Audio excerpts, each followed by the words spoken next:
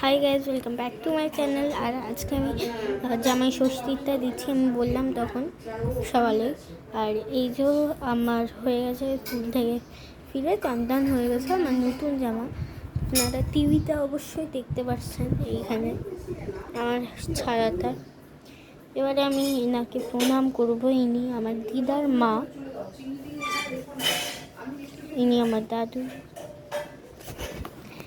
দাদা ইনি আমার দাদু, ওই বুড়ো বয়স। আমি অনেকে বলতে পারছে না, আমাকে দেখা যাচ্ছে না কারণ আমি ওইটা ব্যাক ক্যামেরা। এই দেখুন কি সুন্দর, জাস্ট এইটা আমাদের জামাই ষষ্ঠীর লাঞ্চ। তো মা খাবে না, মা দিদা খাবে না, এটা আমি আর আমার বাবা খাবো। তো লেটস গো, এটার একটা ফটো তুলে রাখি।